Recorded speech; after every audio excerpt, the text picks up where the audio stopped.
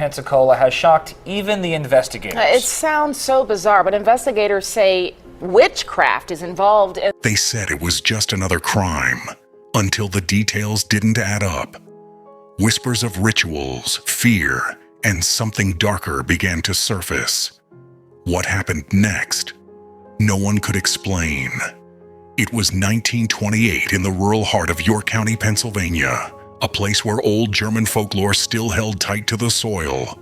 The locals believed in things that city folk had long forgotten: hexes, charms, and the powwow doctors who could heal or curse with the same breath. Among them was Nelson Rehmeyer, a farmer and healer known for his quiet ways and unusual remedies. To his neighbors, he was both respected and feared. Some called him a powwow doctor. Others, under their breath, called him something far worse: a witch. And then came John Blymeyer, a man whose life seemed cursed from the moment he was born. His cows died mysteriously. His crops failed. His wife left him. He got sick, then lost his job. Everything he touched fell apart. And in his desperate search for answers, people whispered the same name again and again: Rehmeyer. They said Rehmeyer had hexed him. At first, Blymeyer laughed it off, but when his luck got worse, when he woke up in cold sweats, feeling something heavy sitting on his chest whispering his name, he began to believe it. He needed the curse broken. Blend of fact and fiction here, and I think it's very important to get the facts right. Blymeyer wasn't alone in his fear. His friends, John Curry and Wilbert Hess, had heard the same stories. The idea of witchcraft wasn't strange to them. It was part of the landscape. Old barns had hex symbols painted on the walls to ward off evil. Mothers tied red strings around their babies' wrists. When someone got sick for no reason, it wasn't bad luck. It was a spell. Blymeyer convinced the others that Rehmeyer was behind it all. The reason their lives had turned sour. He told them that to break the curse, they had to confront the witch and destroy the source of his power, his spell book. The book, he said, contained dark secrets and charms, maybe even the names of everyone Rehmeyer had cursed.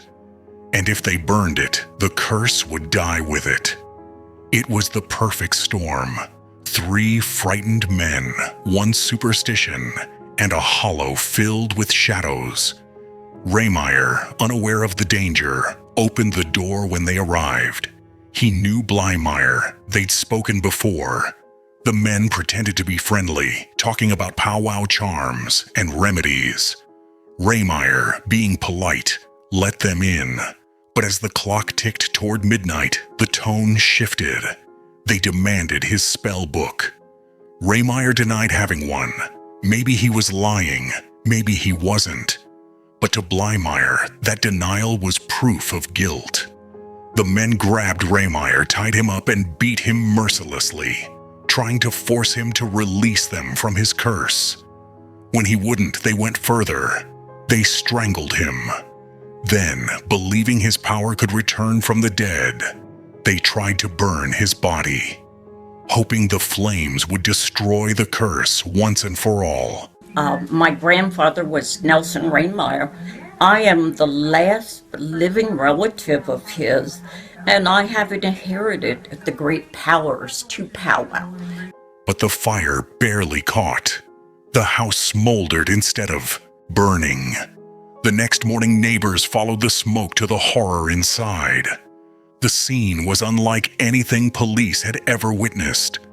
Rehmeyer's body lay twisted, burned, and half covered in soot. The ropes were still tied. The house smelled of smoke, oil, and fear. Detectives first assumed it was a robbery gone wrong, until they heard the whispers spreading through the hollow. People weren't talking about theft. They were talking about witchcraft.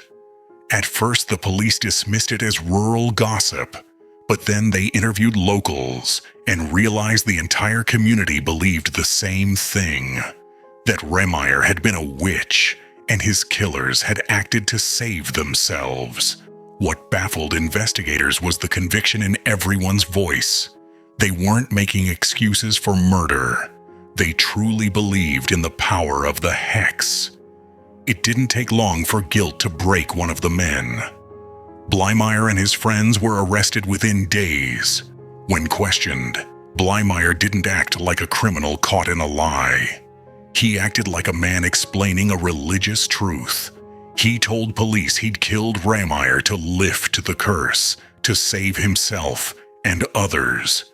The officers sat in stunned silence. There was no remorse, only relief. In his mind, he hadn't committed murder. He'd fought evil. The story spread fast. Newspapers called it the Hex Murder. The name Hex Hollow became infamous overnight. Reporters from across the country descended on York County, writing breathless headlines about witchcraft in modern America. The nation couldn't believe that in the age of automobiles and radios, people still killed over superstition. John Bleimeyer kind of struggled with life. He never really had a spouse. He never held a stable job. He didn't have a lot of friends. But in that corner of Pennsylvania, no one was laughing. When the case went to court in early 1929, the atmosphere was electric. The courtroom overflowed with spectators, farmers, journalists, and people who swore they'd seen real witchcraft themselves.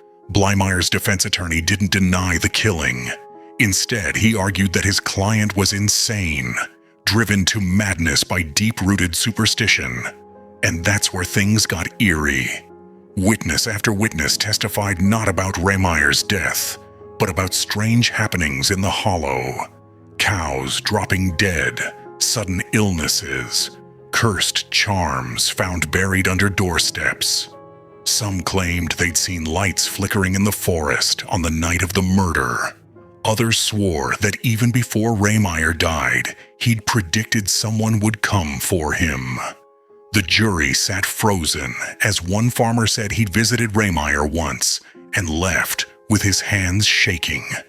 Convinced the man could look through him, it wasn't evidence, but it didn't need to be. The room was heavy with belief.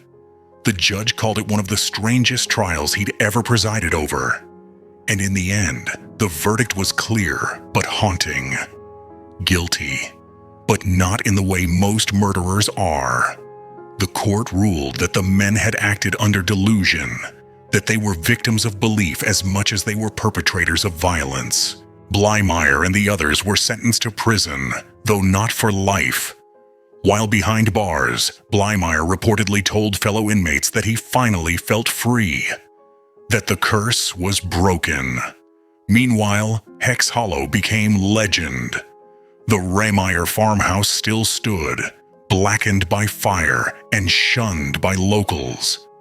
For decades, people claimed to see lights flickering in its windows or hear voices whispering when they passed by at night. Farmer, but he was also more of a recluse. He kind of hung to himself. He was described as an odd duck, if you will, but it's still a really... But the most haunting part wasn't the ghost stories. It was the truth that lingered underneath them. Because this wasn't just about one man's death. It was about how fear, when mixed with faith and isolation, can warp into something unrecognizable. It reminds us that superstition doesn't die with time. It just changes shape. In the 1600s, people hanged witches in Salem. In the 1900s, they burned them in Pennsylvania barns. And even now, somewhere, someone believes misfortune can be undone with a spell or reversed with a curse. Hex Hollow still exists. The land is quiet now, the fields overgrown, but locals still avoid it after dark. Travelers who ventured there claim to feel a strange stillness, the kind that makes the hairs on your neck rise.